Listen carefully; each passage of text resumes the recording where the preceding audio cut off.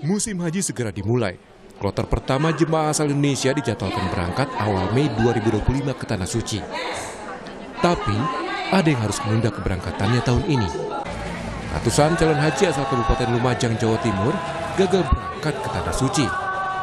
Hal ini terjadi karena mereka belum bisa melunasi biaya haji yang sudah ditentukan pemerintah. Hingga batas akhir pelunasan biaya haji tahun ini, calon haji asal Kabupaten Lumajang yang tidak melunasi pembayaran berjumlah 320 orang.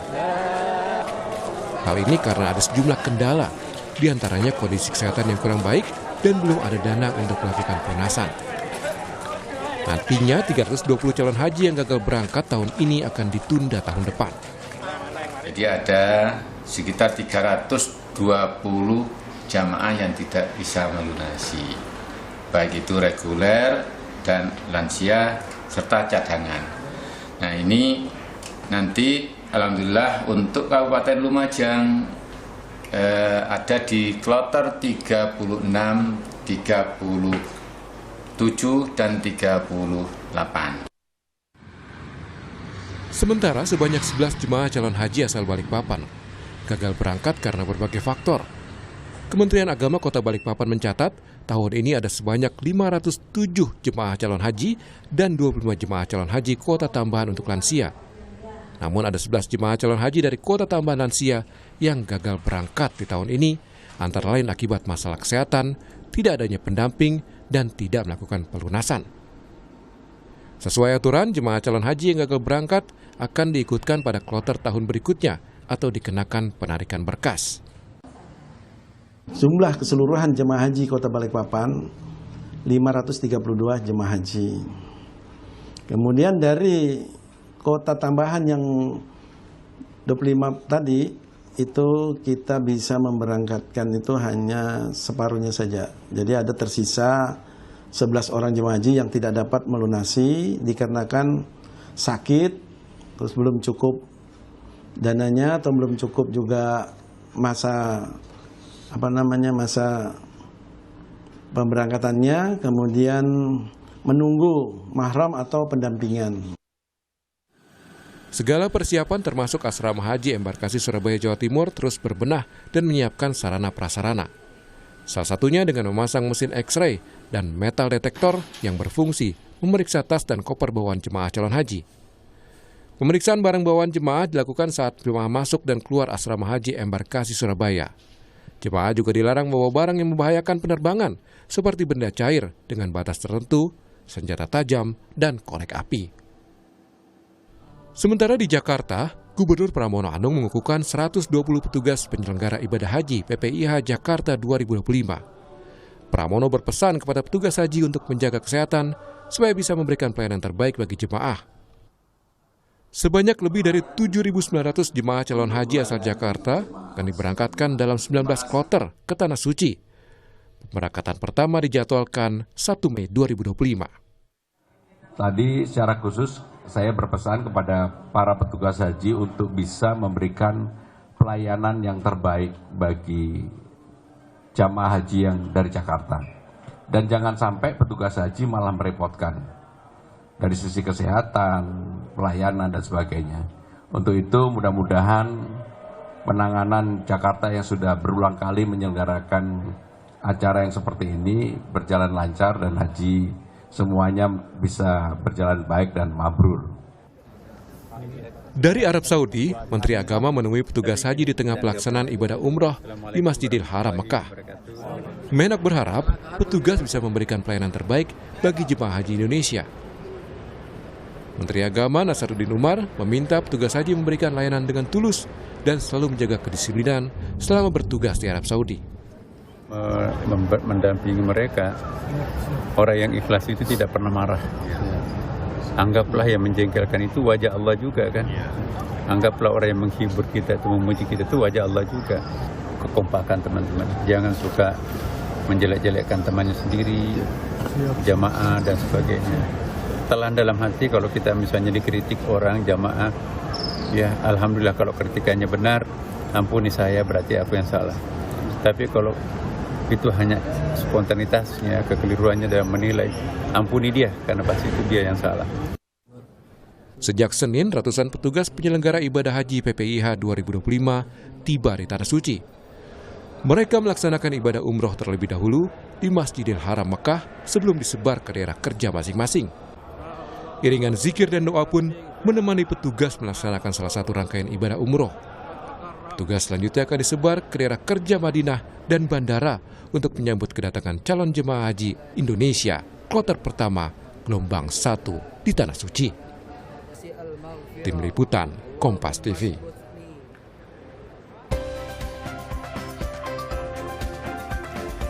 Saudara, kloter pertama jemaah asal Indonesia dijadwalkan berangkat pada awal Mei 2025 ke Tanah Suci. Dan bagaimana persiapan penyelenggaraan ibadah haji tahun ini, kita akan bahas bersama dengan sejumlah narasumber yang sudah hadir melalui sambungan daring maupun studio. Ada Direktur Pelayanan Haji Luar Negeri Kementerian Agama Mukhlis Muhammad Hanafi, dan juga ada di sambungan Zoom juga anggota Komisi 8 DPR fraksi PKB Maman Imanul Haq. Selamat pagi, Assalamualaikum Bapak-Bapak. Pagi, waalaikumsalam. Waalaikumsalam warahmatullahi wabarakatuh. Baik, dan hadir juga di studio ada Pak Mustolih Siraj, Ketua Komnas Haji dan Umroh. Selamat pagi, Assalamualaikum Pak. Assalamualaikum warahmatullahi wabarakatuh. Waalaikumsalam. Baik, saya ke Pak Mukhlis terlebih dahulu. Pak Mukhlis, ini kan besok sudah pada mulai masuk ke asrama jemaah, kemudian ada juga sudah berangkat di tanggal 2, sudah mulai pada berangkat.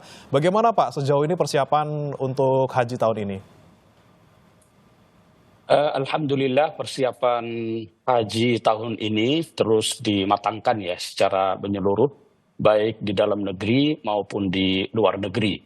Dengan kuota sebesar 221.000 dan 203.320 diantaranya haji reguler, ini memang menjadi tantangan tersendiri, tetapi berkat kerjasama lintas pihak ya, kita saat ini sudah memasuki tahap finalisasi semua aspek layanan ya, baik di dalam negeri maupun di luar negeri. 2 hari terakhir ini kami rapat dengar pendapat bersama Komisi 8 untuk mengecek kesiapan asrama haji kita, kesiapan pemberangkatan jamaah haji kita yang nanti akan mulai tanggal 2 Mei, kemudian terkait dengan kesiapan layanan akomodasi, konsumsi, transportasi, hingga layanan di Arafah, Muzdalifah, Mina yang ada di Arab Saudi, ini juga terus dilakukan ya. Dan kita terus melakukan upaya-upaya perbaikan yang signifikan yang tentu saja berdasarkan hasil evaluasi tahun lalu ya. Dapat kami laporkan misalnya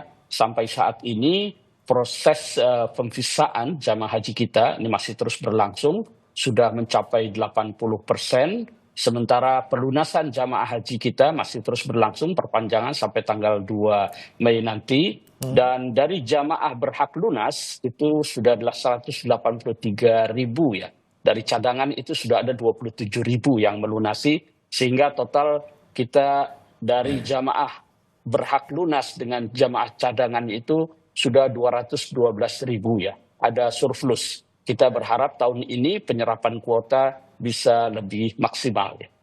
Oke, tapi kalau untuk tantangan untuk tahun ini Pak, yang juga diperbaiki dari tahun sebelumnya, apa kira-kira dari Kemenak? Memang untuk layanan ya, kita berangkat dari evaluasi tahun lalu sebenarnya sudah cukup bagus ya. Indeks kepuasan jamaah haji kita tahun lalu itu 88,20 ya. Meningkat dari yang sebelumnya tahun 2023 85,8 ya. Ini artinya amat memuaskan ya. Tetapi kita terus berupaya meningkatkan layanan baik di dalam negeri maupun di luar negeri. Di dalam negeri misalnya untuk pelayanan di asrama haji dari dulu memang diperkenalkan one stop service. Tahun ini kita akan menggunakan sistem elektronik manajemen unit layanan akomodasi asrama haji. Atau yang kita kenal dengan munakosyah ya. Jika jamaah haji sebelum masuk ke asrama dia sudah tahu dia akan ada di kamar berapa, kemudian nanti untuk tas kabinnya itu juga sudah ada langsung di kamarnya masing-masing ya. Kemudian untuk di luar negeri kita berupaya meningkatkan misalnya untuk layanan konsumsi ya. Kita berusaha meningkatkan cita rasa Nusantara sehingga bumbu-bumbu yang digunakan di dapur-dapur yang ada di Mekah atau di Madinah itu sudah menggunakan bumbu jadi dari Indonesia. Dari total kebutuhan 611 ton, kita sudah penuhi 475 ton dari Indonesia.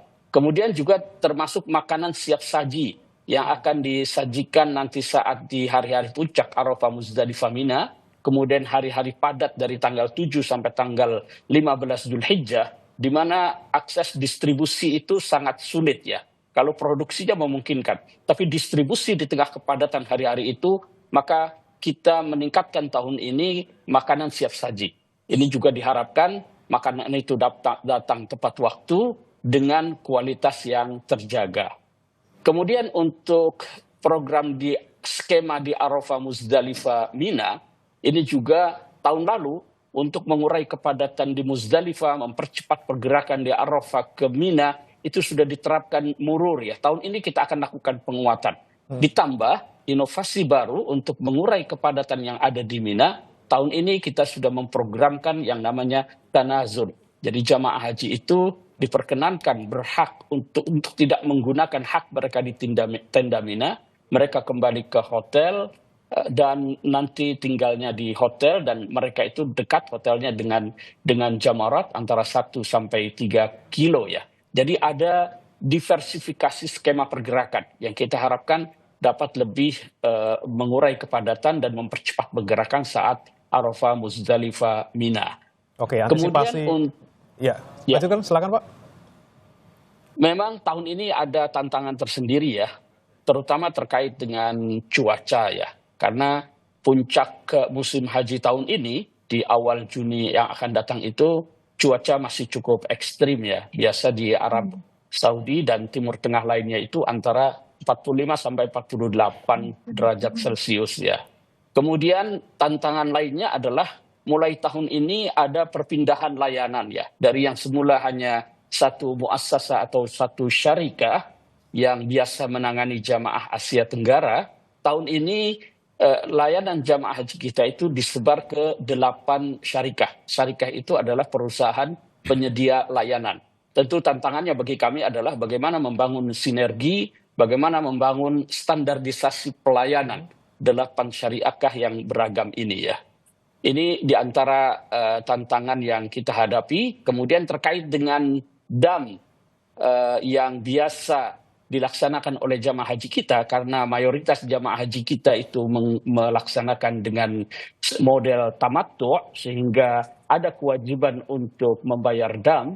Tahun ini 2 tahun terakhir kita berupaya ya agar dam jamaah haji Indonesia yang potensinya itu mencapai 0,5 triliun itu juga bisa dirasakan manfaatnya di Indonesia. Sudah 2 tahun ini berupaya untuk mendatangkan ke Indonesia, tetapi masih ada sejumlah kendala.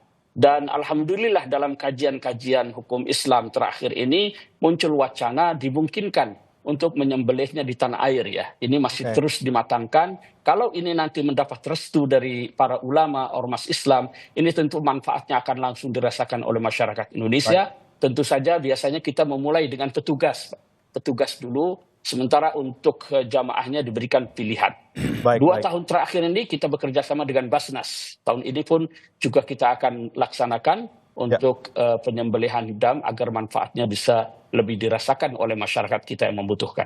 Baik, tentunya banyak sekali persiapan tadi yang Anda sampaikan terkait dengan konsumsi, akomodasi, bahkan sampai terakhir terkait dengan dam juga tengah dilakukan persiapannya oleh Kemenak. Kemudian kalau saya ke Pak Maman, dari rapat dengar pendapat dan juga raker kemarin Senin, apa yang Anda soroti bersama dengan Kemenak?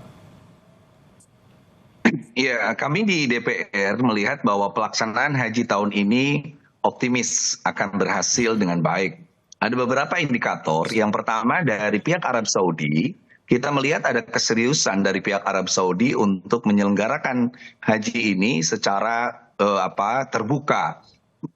Misalnya, sekarang sudah tidak ada kendala krain dan lain sebagainya, sehingga proyek Tausiatul Masjid atau perluasan masjid betul-betul hari ini terasa. Nah, yang kedua, kita melihat bahwa dari beberapa informasi bahwa jemaah haji tahun ini tidak sebanyak tahun kemarin. Kalau tahun kemarin sekitar 1,7 juta, sekarang dari beberapa laporan yang saya dapatkan itu hanya 1,3 juta. Termasuk juga dari Indonesia misalnya yang lansia itu persentasinya tidak lebih banyak dibanding tahun kemarin. Ini tentu akan sangat memberikan kelancaran bagi jamaah haji kita.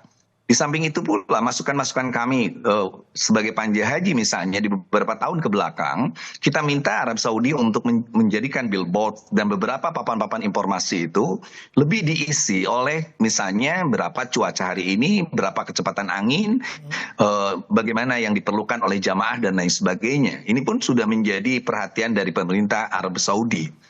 Nah, tetapi tentu ada perpindahan manajemen seperti yang dikatakan Pak Mukhlis tadi. Tahun 70-an kita mengenal Syekh, lalu setelah itu kita muncul muassasah, hari ini syarikah. Jadi kalau Syekh itu perorangan, muassasah itu adalah yayasan, hari ini lebih kepada perusahaan, di mana beberapa perusahaan yang sudah lolos dari tes dari Kemenag, sekitar 8. Kemarin ada 2 perusahaan yang menyatakan keberatan di beberapa titik, cuma beberapa untuk penyediaan catering atau siap saji. Itu sudah DPR sudah meminta agar segera dicek dan segera diminta untuk kesiapannya karena ini menyangkut jamaah. Nah, yang kedua adalah kenapa kami optimis itu dari persiapan petugas. Saya harus koreksi perkataan Pak Mukhlis bahwa soal kepuasan tahun kemarin itu diragukan. Saya sebagai anggota Pansus tentu secara realistis mengatakan salah satu persoalan tahun kemarin adalah petugas yang tidak profesional, tidak siap. Tidak semua sih.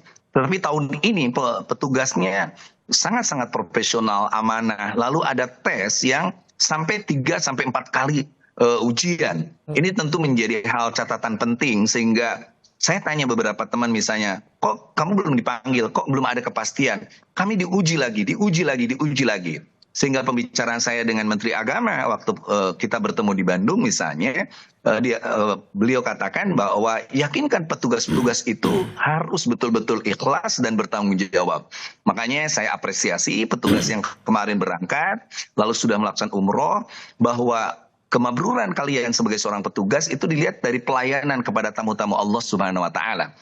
Catatan saya terhadap para petugas atau siapapun, jangan menjadikan tamu-tamu Allah ini, jamaah haji ini sebagai komoditas yang diperas, ditipu, lalu diambil keuntungannya termasuk dengan manipulasi dam, termasuk mengambil dana-dana yang tidak ditentukan oleh aturan Kemenag dan sebagainya. Siapapun yang memeras, menjadikan sapi perahan bagi para tamu-tamu Allah, maka dia sama dengan menyakiti Allah, menyakiti Rasulullah Shallallahu Alaihi Wasallam. Makanya kami akan mengadakan halaqah besar soal dam dan sebagainya, Pak Mukhlis, dengan beberapa kiai seluruh Indonesia, agar betul-betul dam itu bisa terasa oleh Indonesia. Itu yang dikatakan oleh Pak Prabowo, apa sih yang bisa kembali kepada Indonesia. Begitu banyak jamaah Indonesia, tapi apa dampak secara ekonomi? Saya mengapresiasi Pak Mukhlis tadi soal bumbu dan lain sebagainya. Nah, yang ketiga yang terpenting dari pertemuan 2 hari kemarin itu adalah soal penerbangan. Penerbangan semua sudah siap. Kita tanya Garuda, kita tanya Lion, kita tanya Arab Saudi. Yang paling menjadi pertanyaan kemarin adalah misalnya Saudi Arabia, itu ada satu penerbangan di mana mereka harusnya pulang dari Mekah itu langsung Jeddah, tapi terpaksa karena penuh terminal harus lewat Madinah. Saya bilang no problem, tapi itu tanggung jawab penerbangan.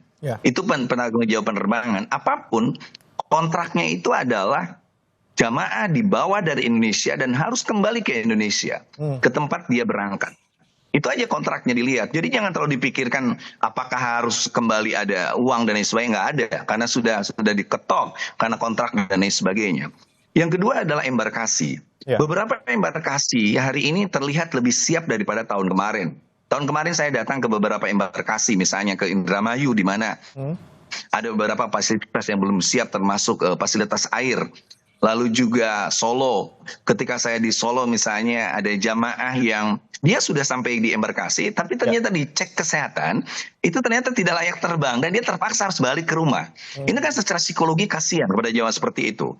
Makanya dari awal kita katakan kepada Dirjen PAU bahwa istitoah dalam kesehatan itu lebih penting. Jangan sampai ada jamaah memaksakan diri dalam keadaan tidak sehat, lalu dia berangkat, itu sangat merepotkan bagi dirinya sendiri dan merepotkan juga bagi orang lain. Jangan ada niat bahwa saya pokoknya dalam keadaan apapun harus berangkat ke tanah suci Mekah supaya meninggal, kalaupun meninggal dirinya syahid. Kita kasih tahu bahwa meninggal dunia itu yang penting bawa iman. Abu Jahal, Abu Lahab itu matinya di Mekah. tapi tetap masuk neraka. Itu yang perlu digarisbawahi. Jadi jangan ada niat ingin mati di tanah Mekah, tetapi harus jaga kesehatan dan bahagia. Itu pesan saya. Sehingga saya lihat secara keseluruhan di Arab Saudi, baik itu maktab, catering, dan lain sebagainya, termasuk transportasi, dan lain sebagainya. Optimis lancar ya Pak Maman ya kalau dari DPR ya. Kemudian saya beralih ke Pak Mustoli. Pak Mustoli, kalau Anda melihat persiapan untuk tahun ini seperti apa dengan tadi tantangan-tantangan yang dihadapi, ada misalnya perbedaan manajemen untuk syarikah, kemudian ada juga aturan-aturan baru dari Kementerian di Arab Saudi terkait dengan haji. Seperti apa Pak Mustoli melihatnya? Iya, kalau kita melihat haji, memang haji itu adalah satu agenda besar bangsa kita begitu ya, yang kemudian selalu kelilingi oleh dinamika yang sangat dinamis. Nah, misalnya tadi disampaikan soal petugas, memang untuk petugas tahun ini cukup lebih rapi begitu ya. Tapi kemudian secara timing, misalnya rekrutmen, pengumuman, dan kemudian BIMTEK itu waktunya saya kira agak lebih mepet daripada tahun-tahun sebelumnya. Kemudian soal misalnya tadi yang disampaikan oleh Pak Mukhlis misalnya, hari ini kita masih ada kemudian pelunasan pendaftaran. Ada dua hal yang saya catat. Yang pertama adalah itu memberikan kesempatan yang seluas-luasnya kepada mereka yang belum bisa melunasi, tapi juga menjadi menjadi persoalan ketika kemudian bagaimana hak daripada jamaah yang belakangan melunasi di luar jadwal yang kemarin sudah ditentukan, bagaimana manasiknya, bagaimana kemudian pembekalan dan lain-lain. Ini saya kira, tapi apapun itu saya kira itu bentuk daripada respon daripada Kementerian Agama untuk membuka ruang seluas-luasnya kepada mereka yang sudah terdaftar begitu ya. Nah, memang persoalan ke depan ini saya melihatnya tadi yang disampaikan oleh Pak Mukhlis adalah menyangkut murur dan tanazul. Murur dan tanazul ini akan ditentukan minimal dua hal, Mas. Yang pertama adalah butuh kerjasama dari jamaah, butuh kemudian responsif daripada petugas, dan kemudian bagaimana regulasi atau koordinasi dengan pemerintah kita dengan negara tuan rumah. Memang betul bahwa yang namanya murur begitu ya. Murur itu kan dari Arafah kemudian ke Musdalifah, yang idealnya itu menginap di situ, tapi karena kepadatan itu kemudian bisa langsung lewat saja, atau kemudian tanazul bisa pulang ke hotel terdekat. Nah, tapi ingat, kalau kita melihat misalnya tipologi dan latar belakang daripada jamaah kita, saya kira Kang Maman sangat paham betul karena beliau kan DPR lama di Komisi 8, kan punya mereka ada yang baru keluar negeri, ada yang baru naik pesawat dan baru ke Arab Saudi, sehingga situasi-situasi kepadatan di Musdalifah itu kemudian harus diantisipasi dan akan sangat ditentukan koordinasi jamaah dengan petugas. Walaupun petugas kita kan berjenjang begitu ya, dari ada dakar, ada kemudian karom, ketua rombongan, ada karu begitu ya, dan seterusnya. Nah, ini saya kira menjadi tantangan tersendiri adanya murur ini. Salah satunya memang kalau mengutip bahasanya Kang Maman kan ad-daruratu tubihul mahzurat. Jadi daripada di situ padat dan bisa menimbulkan kecelakaan, resiko tinggi, maka ya murur saja begitu ya, atau kemudian tanazul. Nah, tapi tadi kalau kemudian petugasnya kemudian tidak sigap, tidak kemudian responsif, dan jamaahnya juga kurang komunikasi dengan petugas, maka ini juga akan menjadi titik krusial. Ingat, jangan sampai terjadi membuat ada Pak Mukhlis ini, jangan sampai ada terjadi tragedi 2023 di Musdalifah. Nah, waktu itu terjadi kemacetan luar biasa yang kemudian akses kendaraan atau bus penjemput itu kemudian tertahan. Sehingga yang seharusnya jam 6 atau jam 7 pagi waktu setempat sudah dievakuasi, itu menumpuk ribuan jamaah di situ, dan kemudian baru kira-kira kalau tidak salah cleansing itu betul-betul steril itu kira-kira jam 2 waktu setempat. Nah, ini saya kira kejadian 2023 tidak boleh terulang lagi. Karena itu jamaah lansianya tinggi waktu itu, ada kurang lebih 65.000 begitu ya. Dan ini juga yang menyebabkan dugaan saya, dan kebetulan saya waktu itu tim monitoring dan evaluasi Kementerian Agama, itu juga menjadi salah satu faktor pemicu naiknya jamaah haji yang wafat. Oke. Dan tahun 2023 itu adalah memecahkan rekor tahun 2015. Nah ini saya kira tidak boleh terjadi. Dan satu tadi yang belum dibahas oleh bapak-bapak adalah menyangkut cuaca ekstrim. Tahun ini masih menjadi tantangan, mungkin tidak se ekstrim tahun lalu yang 41 derajat Celcius sampai dengan 51. Mungkin ini agak turun sedikit, tapi ini pun masih perlu diantisipasi. Nah, satu hal lagi adalah apapun skenario yang dibuat oleh teman-teman Kementerian Agama, dibantu oleh DPR begitu ya, Pak Maman dan teman-teman, tapi namanya haji itu adalah mengawal ratusan ribu jamaah, dan mereka berlatar belakang dan dengan topografi Mekah yang seperti itu, saya kira pasti ada dinamikanya. Nah, mudah-mudahan sih dengan tadi yang disampaikan oleh Kang Maman dari DPR itu dan diawasi oleh banyak pihak nih, itu juga kita harapkan tentu lancar, selamat dan bisa. Tapi satu untuk Kang Maman mungkin di forum yang mulia ini adalah apa kabar tim Was DPR? Artinya karena sudah di launching kalau tidak salah kan sebelum Idul Fitri. Dan kemudian sudah membentuk tim Was DPR. Kalau Panja kan sudah hampir selesai lah. Nah, ini menarik, nanti kita tanyakan langsung ke Pak Maman, tapi tahan dulu Bapak-bapak, kita akan bahas usai jeda berikut, tetap di Sapa Indonesia Pagi.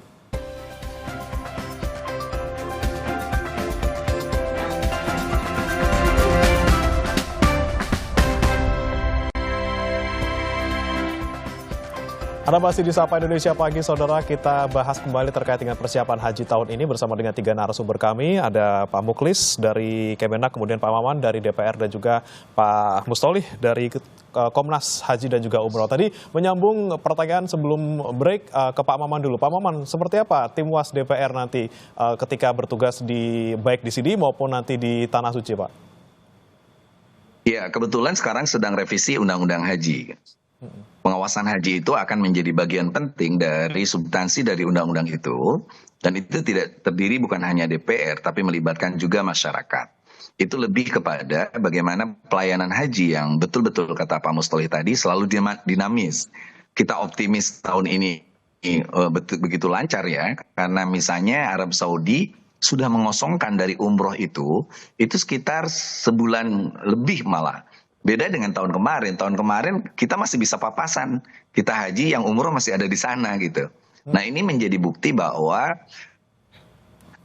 betul tadi setiap negara harus mulai mekanisme untuk melindungi warga negaranya. Nah, bentuk pengawasan inilah yang dalam revisi undang-undang kami nanti haji ini itu melibatkan banyak pihak, termasuk juga masukan-masukan dari masyarakat. Saya rasa pihak seperti Pak Mustolih di Komnas ini menjadi sangat penting.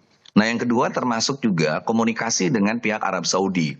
Misalnya soal synchronize nusuk misalnya ya, aplikasi nusuk itu harusnya itu bisa synchronize dengan di Indonesia, sehingga kita kadang-kadang kesulitan membuka aplikasi di sana, tetapi ternyata sangat rumit dan lain sebagainya, sehingga tetap aja akhirnya teman-teman dari Kemenag yang harus membimbing jamaah-jamaah haji. Ini menjadi sangat penting. Saya apresiasi Kemenag hari ini punya aplikasi Munakosa, lalu juga nusuk pun harusnya menjadi bagian aplikasi global yang bisa kita akses dan sesuai dengan negara-negara yang berangkat, apalagi Indonesia adalah negara terbanyak mengirimkan jamaah haji. Nah, yang ketiga, pengawasan itu pun salah satunya adalah melihat bagaimana antrian panjang itu bisa kita kurangi. Misalnya kami kemarin pulang dari Kazakhstan, lalu jadi berkomunikasi dengan beberapa negara Uni Soviet itu untuk lalu melihat ada sisa-sisa kuota yang bisa dipakai oleh Indonesia. Saya bilang di negara kami di Sulawesi, di Bantaeng, itu waiting listnya itu sampai 49 tahun. Seperti itu, 20 tahun itu seperti di tempat saya di Majalengka. Nah, itu pun nanti akan menjadi masukan-masukan sehingga pengawasan haji betul-betul integral, holistik, dari mulai persoalan-persoalan dalam negeri, termasuk juga nanti kuota batu, termasuk juga hari ini ada orang seperti yang tadi diberita awal Kompas dari Lumajang yang gagal berangkat dan sebagainya, itu sebenarnya harusnya bisa diselesaikan. Jangan ada satupun jamaah yang harusnya bisa berangkat tahun ini tidak berangkat karena persoalan teknis, misalnya uang dan sebagainya, sehingga di Rancang undang-undang kita sudah mulai meminta agar ada pelunasan itu tidak perlu ngedadak. Boleh dicicil dari mulai sekarang, kita punya ayam, jual 2, lalu masukin lagi, sehingga betul-betul bisa berangkat. Siapapun tentu harus berangkat pada waktunya sebaiknya kalau bisa lebih dipercepat, terutama untuk lansia dan juga orang-orang yang memiliki kerentanan dalam soal fisik, kesehatan dan sebagainya. Baik, ini menarik tadi disampaikan Pak Maman. Saya mau ke Pak Mukhlis terkait dengan tadi ada kuota yang sebenarnya masih nyisa nih Pak. Walaupun untuk yang melunasi lebih banyak daripada kuota yang ada gitu ya. Tapi masih ada beberapa kuota yang kosong misalnya di Gorontalo dan juga di Jabar yang belum 100% ini Pak Mukhlis. Bagaimana kemudian bisa memanfaatkan atau memaksimalkan kuota yang masih belum terpenuhi 100% ini Pak? Terakhir kemarin untuk Jawa Barat itu sudah penuh ya, sudah lengkap 100%. Untuk Gorontalo masih 11 memang ya, tapi kita masih punya waktu sampai tanggal 2 Mei yang akan datang. Kita harapkan kuota ini sebenarnya kuota dari jamaah yang berhak melunasi tahun ini. Itu yang masih tersisa. Tapi cadangannya itu sudah naik ya. Cadangannya sudah masuk, yang kita tahu ini ada 27.000 ya.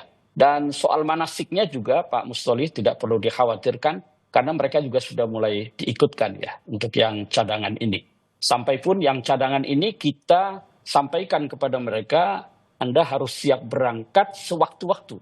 Sebab nanti bisa jadi begitu ditutup dengan kuota 320.000, pada saatnya ada yang berhalangan karena sakit dan lain sebagainya tidak bisa berangkat mendadak. Nah ini yang cadangan pun kita sudah sampaikan agar bersiap berangkat anytime. Kalau nanti ada yang tidak bisa berangkat ya. Ini upaya kita untuk memaksimalkan penyerapan kuota ya. Kita masih optimis sampai akhir nanti kuota bisa terserap secara penuh ya. Oke, tapi misalnya nih Pak Mukhlis, kalau misalnya kita melihat ada juga nih kasus jemaah cadangan yang memang belum lunas juga, terus ada juga jemaah yang seharusnya berangkat hari ini ataupun sekarang itu juga belum lunas. Itu bagaimana kemudian jika mereka tidak bisa melunasinya sampai nanti tanggal 2 Mei? Apakah nanti ada antisipasi lain yang dilakukan oleh Kemenak untuk kasus-kasus semacam ini, Pak? Sampai saat ini cadangan kita itu surplus ya. Surplus, ya, okay. Sekarang ini ada 104%. Jadi ada 212.000 calon jamaah haji yang sudah melunasi. Ini nanti dia bisa naik secara urut kacang ya, berdasarkan urutan. Sehingga sekali lagi kita berharap itu bisa maksimal. Dan tentunya mereka yang tertunda berangkatnya tahun ini diprioritaskan untuk tahun depan, terutama untuk lansia ya Pak ya? Betul, akan menjadi prioritas di tahun depan. Oke, baik. Saya ke Pak Mustoli, tadi Anda bilang terkait dengan pengawasan di saat haji maupun di persiapan haji. Seperti apa nih seharusnya pengawasan dilakukan agar ibadah haji tahun ini berjalan lebih baik dibanding tahun sebelumnya? Ya, yang punya taring dan konkret bisa melakukan pengawasan langsung di semua titik itu adalah Kang Maman dan kawan-kawan, teman-teman DPR. Dan yang bisa marah-marah ke Pak Mukhlis. Nah, tapi saya berharap ini membuat Kang Maman salah satu bintangnya Komisi 8 nih. Artinya begini, saya mengusulkan dengan kejadian kemarin Pansus banyak mengurai aspek-aspek yang selama ini masyarakat tidak tahu begitu ya. Itu kemudian terbuka. Nah, saya sih berharap bahwa tim Was DPR ini dibentuk dan efektif itu sejak kick off tanggal 2 Mei besok ini. Dan kemudian tidak hanya, selama ini saya melihatnya tim Was ini sangat fokus hanya di di Arab Saudi, khususnya di puncak puncak di Armuzna. Itu boleh-boleh saja, artinya memang stressingnya di sana ya, menjadi stressing yang penting di sana. Tetapi saya kira pengawasan di Indonesia begitu ya, dan kemudian pra pemberangkatan haji, kemudian puncak, dan kadang-kadang melemah lagi kemudian, termasuk petugas ini Pak Mukhlis.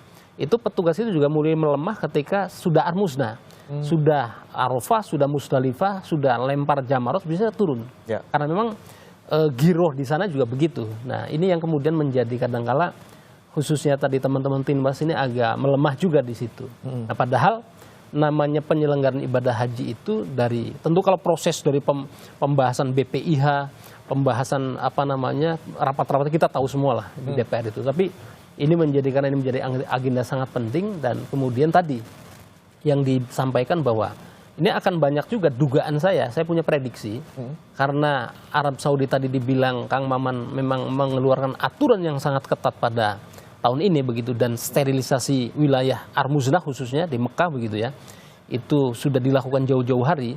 Nah ini akan banyak kemudian jamaah-jamaah haji non visa haji yang dari jamaah kita khususnya, yang juga akan banyak korban tipu-tipu. Nah kita apresiasi kepada Kapolres Bandara Soekarno-Hatta yang kemudian berhasil menangkal 71 jamaah haji non visa yang kemarin mau berangkat, berhasil dicegah bersama dengan teman-teman Kementerian Agama. Nah ini saya kira juga pengetatan kerjasama antara teman-teman Kementerian Agama, DPR, dan kemudian Kementerian Imigrasi, Kemenlu, Kementerian Perhubungan, dan otoritas bandara. Saya kira penting ada patroli di bandara, pintu keluar untuk masuk, untuk apa? Untuk mencegah orang-orang yang mungkin kalau Pak Mukhlis memang akan fokusnya kepada jamaah haji yang berangkat secara resmi ya. Tetapi ini penting juga untuk melindungi jamaah kita, dan itu juga saya kira bagian daripada tupoksi Kementerian Agama dan lembaga terkait untuk kemudian jangan sampai ada jamaah-jamaah yang kemudian memaksakan diri berangkat haji yang kemudian bukan menggunakan visa haji. Karena saya menduga di media sosial, Mas, itu ada banyak tawaran-tawaran haji tanpa antri. Nah kalau sudah haji tanpa antri ini waspada. Udah mulai tipu-tipu nih Pak ya. Itu pasti arahnya adalah tipu-tipu, mereka mau menipu jamaah-jamaah yang awam, karena kan kalau kayak kita bisa paham, oh ini visa haji, oh ini visa umal misalnya, oh ini visa wisata. Dan kadang-kala orang-orang yang berpendidikan kalau nggak ngerti bahasa juga, oh ini karena bisa Arabnya Arab, wah ini haji nih. Oke, itu saya kira. Ini dia yang menjadi concern kita juga, Pak Mukhlis. Saya mau ke Anda lagi terkait dengan tadi bagaimana kemudian mengatasi para haji yang jemaah haji yang berangkat melalui tanpa jalur resmi seperti itu. Ini bagaimana, Pak? Ya, memang kita juga melakukan pemantauan dan pengawasan ya, sebagaimana disampaikan tadi. Beberapa waktu yang lalu bekerja sama dengan Polres di bandara menggagalkan 71 orang yang akan berangkat tanpa menggunakan visa haji. Begitu juga Kementerian Agama misalnya sudah mendatangi Kedutaan Besar Singapura, begitu juga dengan Malaysia ya, karena ada kemungkinan mereka juga berangkatnya dari sana. Jadi mengantisipasi jamaah haji Indonesia dari orang di Indonesia yang akan berangkat ke Tanah Suci untuk berhaji tanpa menggunakan visa haji. Karena ini larangan keras ya dari pemerintah Arab Saudi, terutama di tahun ini, agar tidak melakukan haji tanpa tasrih. Ya. Ini sanksinya untuk travelnya dan juga untuk jemaahnya Pak, mungkin Pak, kalau sanksi untuk travel kan sudah pasti dicabut izinnya Pak ya? Betul. Jadi ini berlaku untuk travel yang berangkat melalui travel maupun yang berangkat melalui perorangan. Yang perorangan itu biasanya menggunakan visa umal ya. Kalau memang dia untuk bekerja sana silahkan ya. Tapi kalau ini disalahgunakan untuk berhaji, ini agar berhati-hati ya. Karena pemerintah Arab Saudi sangat ketat tahun ini. Oke, tentunya dari Arab juga menyiapkan sanksi bagi mereka yang haji tanpa jalur resmi. Ini 10 tahun tidak boleh ke sana ya Pak ya? Betul. Baik, betul. Saya ke Pak Maman. Ini terakhir Pak Maman, singkat saja terkait dengan tadi dari Pak Mustolih bilang bahwa memang nanti pengawasan biasanya tuh lemahnya di tahap-tahap akhir seperti itu. Bagaimana memastikannya Pak? Iya, itu menarik sekali. Yang pertama saya ingin minta kepada seluruh jamaah bahwa puncak haji itu persiapan stamina terbaik itu harus tanggal 8, 9, lalu juga pas di Muzdalifah di Mina. Jadi tolong ketika sampai sekarang yang duluan misalnya di Madinah atau nanti yang ke Mekah dan sebagainya, jaga dulu stamina. Jangan ibadah karena ambisi terlalu semangat, akhirnya tanggal 8, 9 malah dia lemah dan sebagainya. Nah yang kedua, kita gunakan bahwa tanggal 9 itu memang tempat kita beribadah habis-habisan, berdoa dan sebagainya. Tetapi betul kata Pak Mustoli, itu dimanfaatkan, kita masih belum selesai, masih ada agenda sampai kepulangan tanggal 12 Juli ya Pak Mukhlis. Secara keseluruhan itu tamat semuanya dari tanggal 2 Mei sampai Juli itu. Jadi seluruh petugas termasuk juga tentu dari DPR itu harus betul-betul mengawal seluruh penyelenggaraan haji, termasuk juga melakukan koordinasi untuk tidak ada orang-orang yang masih tertipu. Bayangkan saja di tanggal 7 saya masih dapat telepon, saya sudah di bandara mau berangkat, saya tanya visa dari siapa. Makanya tidak boleh ada celah bagi siapapun yang menggunakan visa selain haji itu betul-betul sangat ketat. Jadi tolong yang tidak memiliki visa haji itu jangan lalu bercoba-coba untuk datang dan sebagainya. Itu adalah sebuah awal dari kita nanti akan menderita. Mungkin dia udah sampai ke Mekahnya, tapi dia tidak akan masuk ke Arafah, tidak akan masuk ke Mina, Muzdalifah. Padahal haji itu ada Al-Hajjul Arafah. Nah ini tentu harus disosialisasikan kepada jamaah haji yang tidak masuk kepada kuota yang ditentukan oleh pemerintah untuk hati-hati terhadap tawaran-tawaran menggiurkan apapun, karena hari ini pemerintah Arab Saudi ingin memberikan pelayanan yang betul-betul profesional dan global. Nah saya juga minta kepada seluruh jamaah untuk mengikuti seluruh aturan dan instruksi dari pemerintah, dari Kementerian Agama, dan tentu ini juga akan menjadi masa transisi terakhir bagi Kementerian Agama. Tahun depan sudah Badan Pelaksana Haji yang menggunakannya. Dan satu lagi, bahwa ini adalah musim haji terakhir di musim panas. Jadi tahun-tahun yang akan datang insya Allah agak lebih sejuk. Seperti itu. Makanya cuaca ekstrim dan lain sebagainya hari ini harus menjadi antisipasi yang kuat bagi seluruh jamaah, petugas-petugas karo, kloter dan lain sebagainya. Itu harus memberitahu tentang persiapan cuaca ekstrim ini. Baik, dan sekali lagi kita harapkan Bapak-Bapak terkait dengan persiapan, kemudian profesionalisme di lapangan, dan juga nanti pengawasannya yang baik tentunya juga akan menghasilkan ibadah haji yang baik tentunya tahun ini dan juga bisa dilanjutkan di tahun depan. Silakan Pak, singkat saja Pak. Singkat saya bahwa Komnas Haji nanti mulai tanggal 3 Mei itu akan membuka kanal aduan bagi calon jamaah haji yang berangkat dan keluarganya. Oke, baik. Ada terima aduan. Ada kanal dari Komnas Haji dan juga Umroh untuk terkait dengan pengaduan dari keluarga maupun dari jemaah haji. Terima kasih Pak Mustoli, Pak Maman, dan juga Pak Muklis sudah bergabung bersama kami di Sapa Indonesia Pagi. Selamat pagi, Assalamualaikum Pak. Waalaikumsalam warahmatullahi wabarakatuh.